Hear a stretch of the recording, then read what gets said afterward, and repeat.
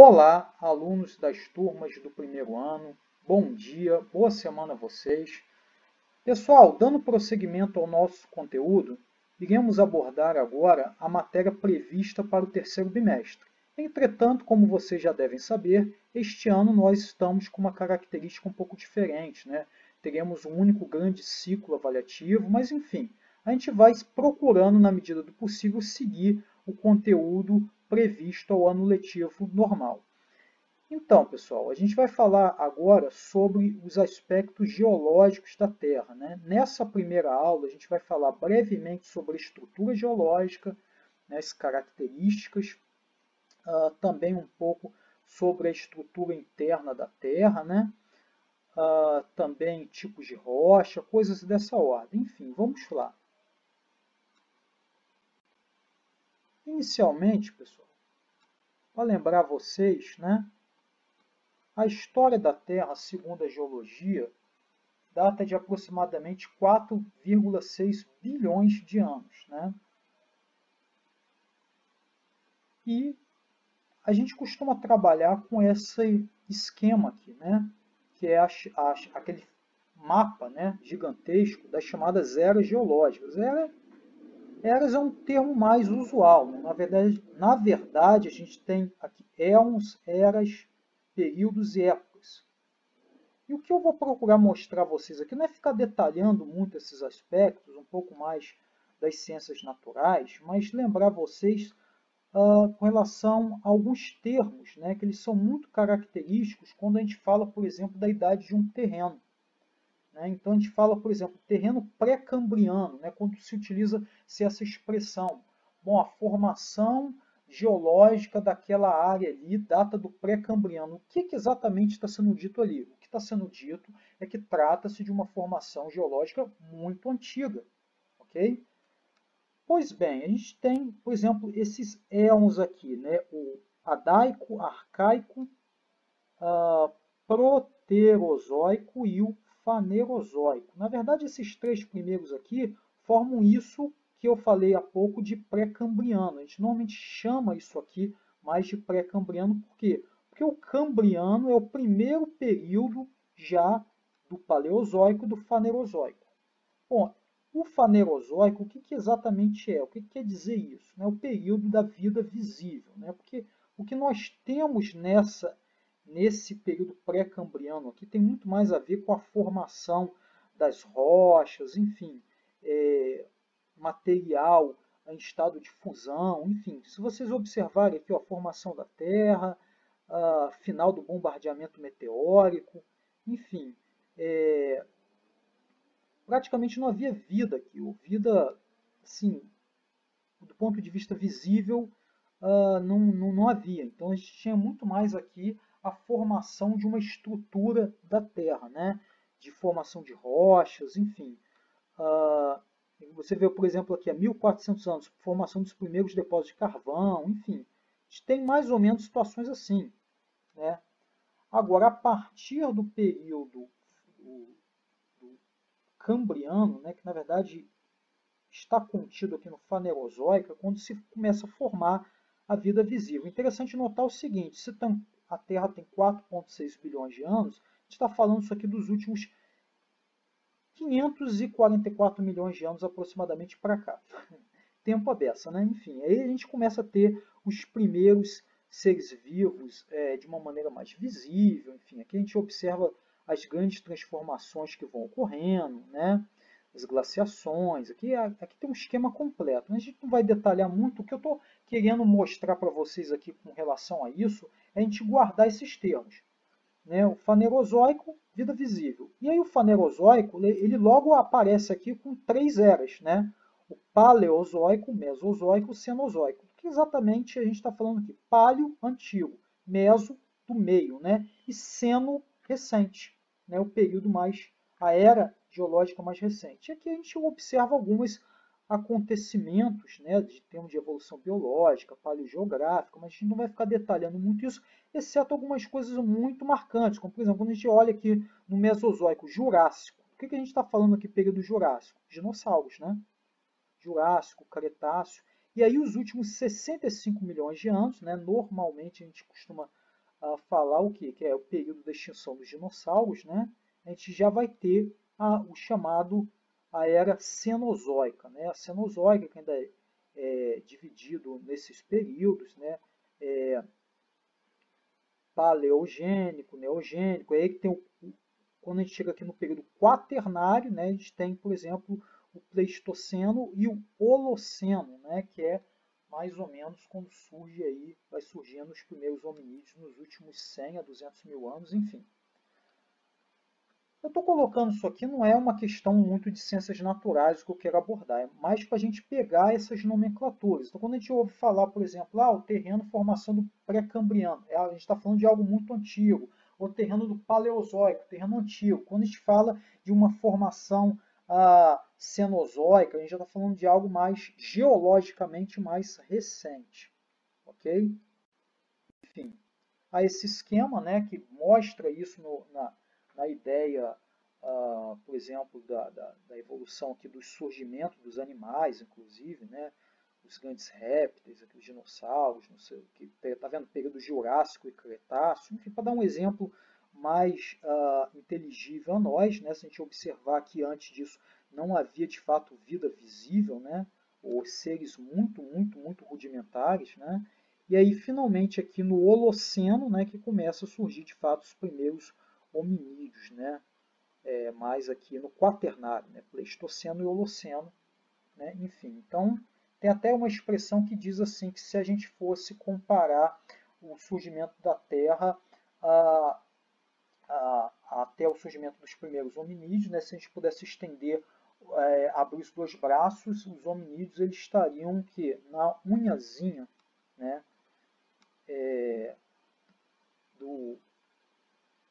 Enfim, demonstrando o quão seria recente a presença humana em se falando da Terra, né? Enfim. Então, o tempo geológico é medido em milhões e bilhões de anos, né? Portanto, grandes mudanças geológicas, como o afastamento dos continentes ou o processo de formação de grandes cadeias montanhosas, também conhecido como processo orogenético, né, orogênese, né, do grego oros, montanha, e gênese, origem, ocorrem no intervalo de tempo imperceptível ao homem, por exemplo, a deriva continental, coisas dessa ordem, ok? Que a gente também vai abordar aí em aulas anteriores, né? Vocês podem até observar, né? Até para voltar um pouquinho aqui, a gente tem um pouco esses acontecimentos, né? O afastamento dos continentes, enfim. Tudo isso vai sendo abordado aqui, essas grandes transformações. Por exemplo, aqui, ó, paleogeográfica, aqui, abertura do Atlântico Sul, abertura do Golfo das Conhas, afastamento da Laurase Gondwana, né? Vou mostrar isso numa videoaula posterior, né? Que eram os dois grandes continentes remotos, né? Quando começou a separação dos continentes, enfim. A gente observar isso aqui, quantos milhões de anos isso data? De 200 a 60 milhões de anos atrás. Enfim, são coisas imperceptíveis ao homem. A gente está falando aqui de tempo geológico, a formação de uma grande cadeia montanhosa é algo medido em tempo geológico, né? Não no nosso tempo histórico de seres humanos, que datam aí de alguns milhares de anos, né? Por exemplo, quando a gente fala mais especificamente, então, da formação das grandes civilizações, a gente está falando de 5 mil anos, enfim, algo mais ou menos dessa ordem. Coisa mais recente, né? 5, talvez em alguns casos 10 mil anos, né? Enfim, aquele período que o homem começa a se tornar sedentário, enfim, essas grandes transformações são coisas mais recentes, né? E, portanto, como a gente viu, né, a subdivisão da história da Terra, nesse caso a gente está falando aqui de algo medido em milhões e bilhões de anos, a ideia de tempo geológico é colocado aqui, dividido em éons, eras, períodos e épocas, né? Esses períodos e épocas, inclusive, que aparecem apenas a partir do Fanerozoico, como a gente observou no mapa anterior. No slide anterior. Tipos de rochas, né? Em primeiro lugar, o que são rochas? As rochas são agregados sólidos naturais compostos de um ou mais minerais. São classificadas segundo sua formação, podendo ser magmáticas ou ígneas, metamórficas e sedimentares. São os 3 tipos de rochas. magmáticas ou ígneas, né? São as rochas mais antigas, né? São as rochas, como o próprio termo diz aqui, originadas do magma, né? Na verdade, a grosso modo, né, na geologia, o magma está por trás da formação das coisas, né? Mas nesse caso aqui, falando especificamente das rochas, né, são aquelas que têm uma formação diretamente relacionada à solidificação do magma, né? Solidificação do material incandescente, o magma, né?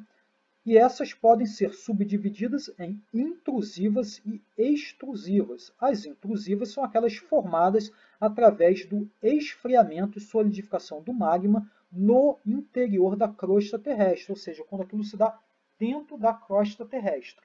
Um exemplo é o granito, né? O exemplo de uma rocha magmática intrusiva. E as rochas magmáticas extrusivas são formadas a partir da solidificação do magma oriundo de uma erupção vulcânica, ou seja, uma solidificação que ocorre na superfície terrestre. Okay? Um exemplo disso é o basalto. As rochas magmáticas intrusivas são também chamadas de rochas plutônicas, enquanto as extrusivas, né, para ser bem fiel ao nome, são consideradas rochas vulcânicas, né? Então, repetindo o exemplo de rocha intrusiva, o granito, o exemplo de rocha magmática extrusiva, o basalto. E nós temos aqui nessa imagem, né? Nós temos aqui o granito, o basalto. Observe-se que o granito a gente consegue observar, né, os seus minerais a olho nu, né? Os três minerais que compõem o granito, né? No caso, o feldspato, a mica, enfim, esses minerais a gente consegue enxergar a olho nu, né? No caso, o granito, ele é composto, né, como eu estou dizendo, por esses três minerais, né? A gente consegue observar isso a olho nu. Isso que é bem interessante, né? A gente consegue ver os três minerais claramente do granito. Enfim, e o basalto, né, que é a rocha de cor vulcânica, né? A gente consegue perceber até na coloração dessa rocha. Enfim, essas são as rochas magmáticas, portanto, intrusiva, o granito, e extrusiva, o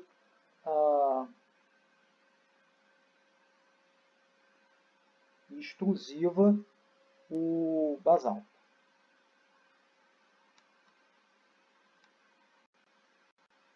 Metamórficas, né? Como o próprio nome sugere, são rochas que sofreram um processo de metamorfose, né? Tá, rapidamente, gente, só para voltar aqui, né? Os três minerais que compõem o granito são o quartzo, a mica e o feldspato, né? Que a gente pode observar eles, inclusive, a olho nu, né? O quartzo na coloração mais clara, né? A mica, coloração mais escura, e o feldspato, essa coloração aqui, enfim, eu acho que parece mais uma cor de pele, né? Eu lembro até de uma aula de campo, certa vez, na faculdade, que eu achei um feldspato, guardei para mim, tenho ele até hoje. Metamórficas, né? As rochas metamórficas, como o próprio nome sugere, são rochas que sofreram um processo de metamorfose, né? Formadas, portanto, no interior da crosta terrestre a partir do atrito ou combinação química de dois ou mais minerais de rocha já formadas, devido que a pressão e elevadas temperaturas, entretanto, pessoal, isso ao longo do tempo geológico, ok? Ao longo de milhões de anos, ok? Então, o que aconteceu?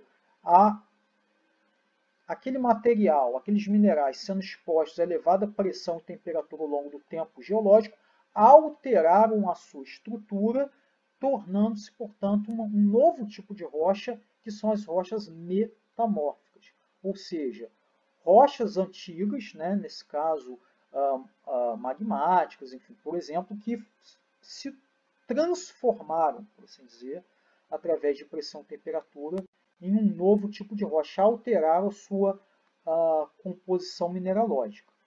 Né? E aí nós temos aqui os exemplos, né, de rochas de rochas metamórficas, o mármore, a ardósia e a gnácea. Né? Aqui nós temos a ardósia, né, e o mármore. Enfim, exemplos de rochas metamórficas.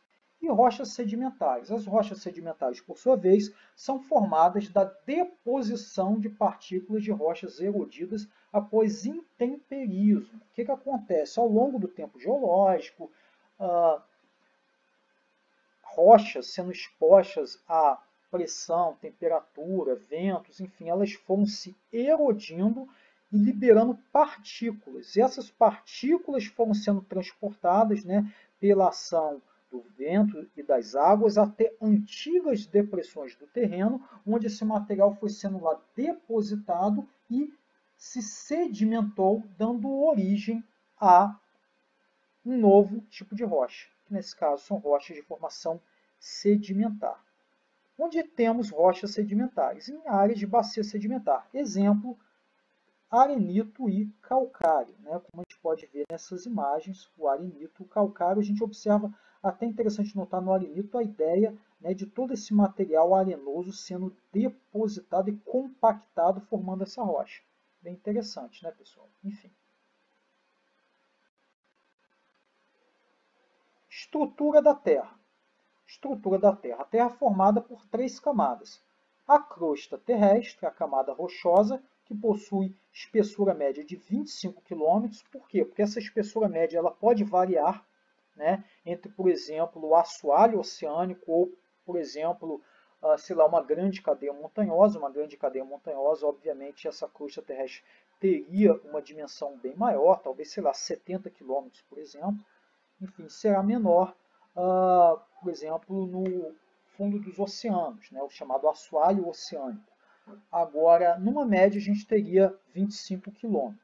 O manto, né, possui aproximadamente 2.900 km de espessura média, sendo formada por magma pastoso e denso em estado de fusão, e, por fim, o núcleo, formado por níquel e ferro e substituído em núcleo externo em estado de fusão e núcleo interno, a parte mais densa.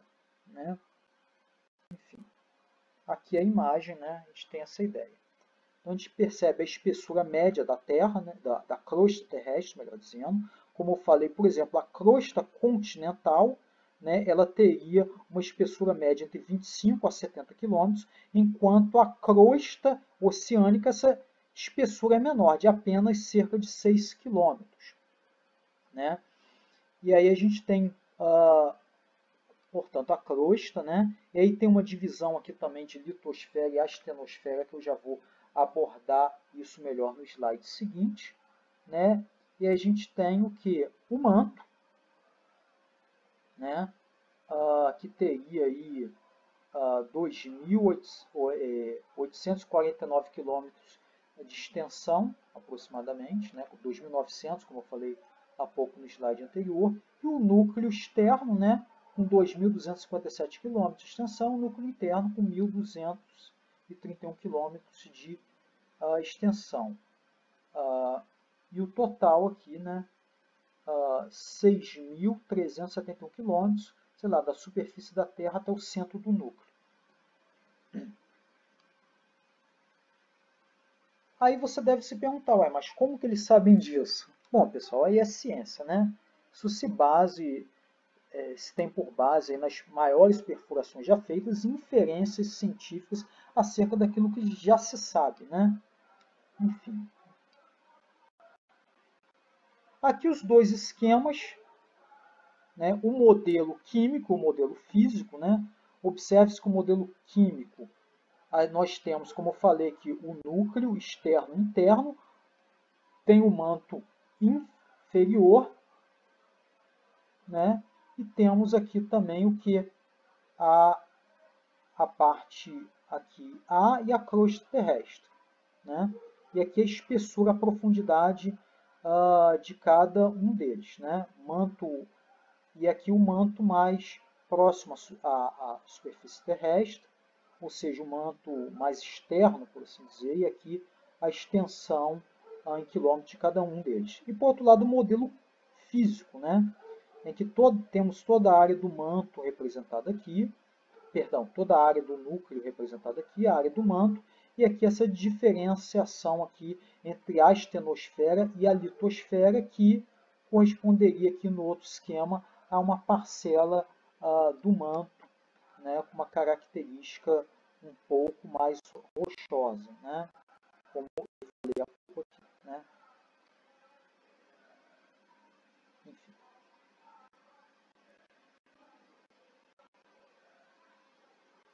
Agora, por fim, pessoal, as chamadas províncias geológicas ou estruturas geológicas, né? A estrutura na superfície das terras emersas do nosso planeta foram condicionadas por esses processos tectônicos descritos. Há três tipos de províncias ou estruturas geológicas, né? Os escudos cristalinos, que são os terrenos de formação mais antiga, que apresentam minerais não metálicos nos de formação mais antiga e minerais metálicos nos de formação mais recentes.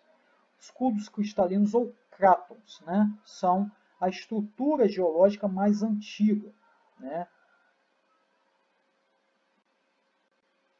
Por outro lado, nós temos as bacias sedimentares, né, que são terrenos formados, né, sobretudo por rochas sedimentares, como eu falei há pouco, né, as depressões do relevo, elas foram preenchidas, antigas depressões, né, de terrenos muito antigos e remotos, foram sendo preenchidos por fragmentos de minerais erodidos de outras rochas que foram se sedimentando, né, dando ao longo do tempo geológico a formação desses terrenos, né? Terrenos compostos pela compactação de material erodido de outras rochas. É interessante notar que nesse processo de transporte, sedimentação desse material erodido de outras rochas, nesses ambientes de antigas depressões, materiais orgânicos, né, foram sendo que soterrados.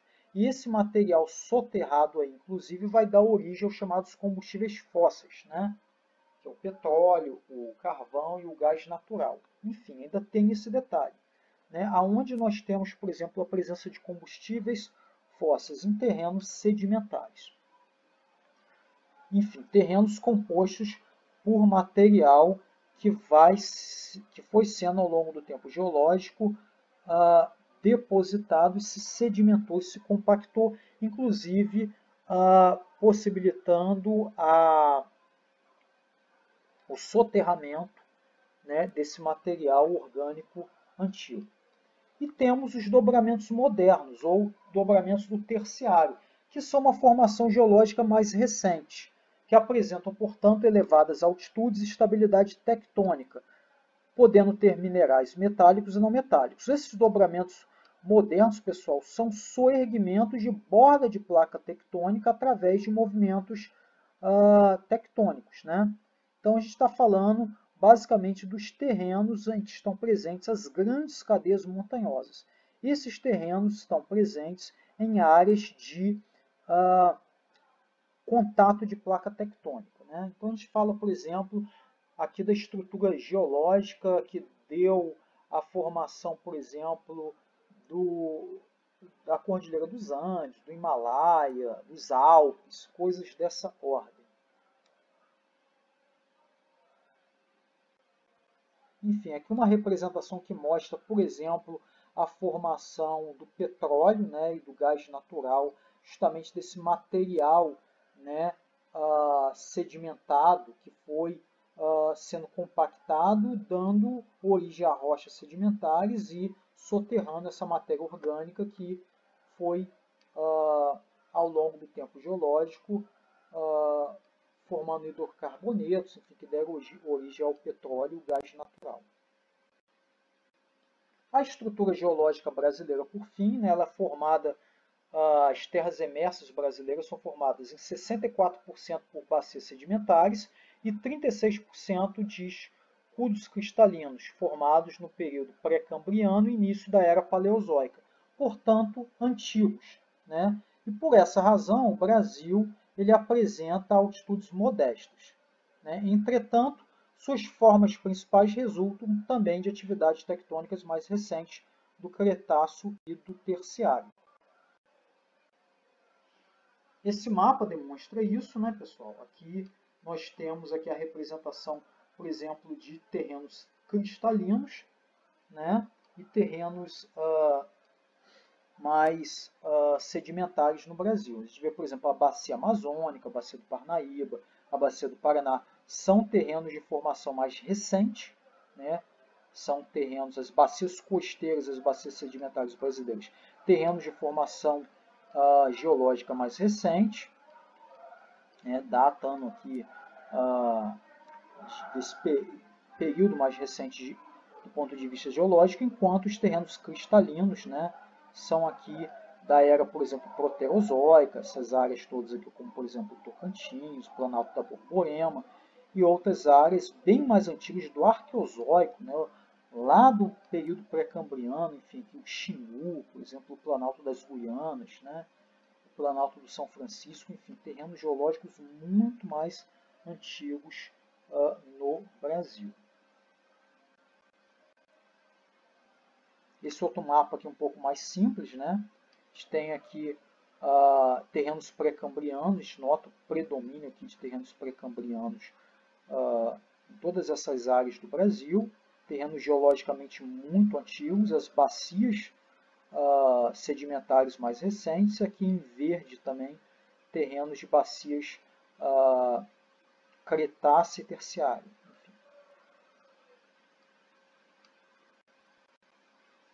Esse mapa aqui já destaca a presença de escudos cristalinos no território brasileiro, destacando inclusive aqui áreas de produção de mineração muito significativa, né, como o quadrilátero ferrífero, a Serra dos Carajás, enfim. Observem-se, portanto, aonde que está essa área aqui, em terrenos geológicos propícios à formação desses minerais.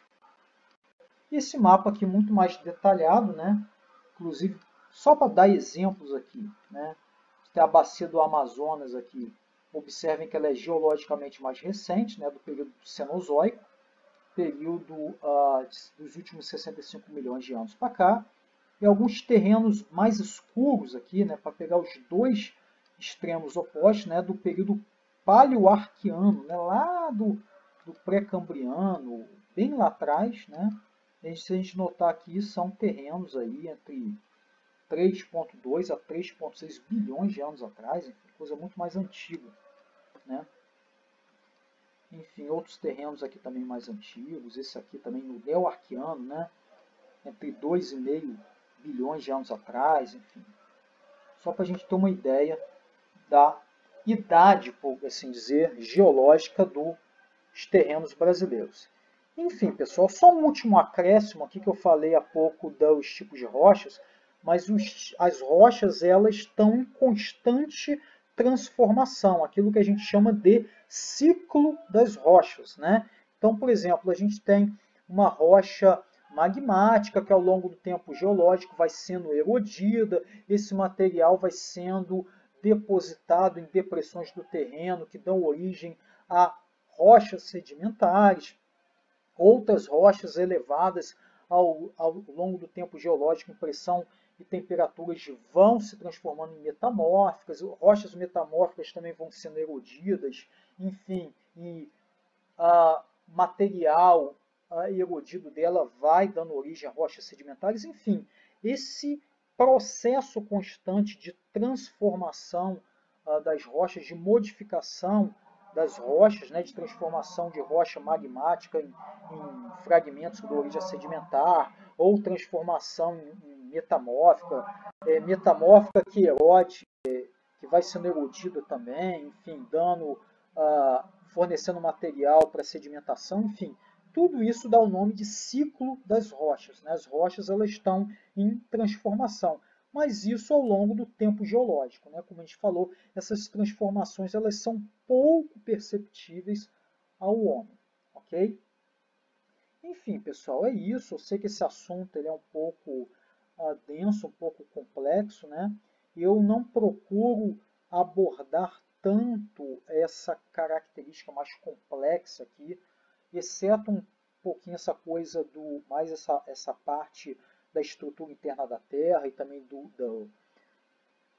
das rochas, né, dos tipos de rochas, mas eu dei essa pincelada geral aqui, inclusive na questão da estrutura geológica e das eras geológicas, enfim, para a gente entender alguns termos que são comuns quando a gente fala, por exemplo, de formas do relevo, né, que é aquilo que a gente vai abordar um pouco mais. Enfim, pessoal, é isso.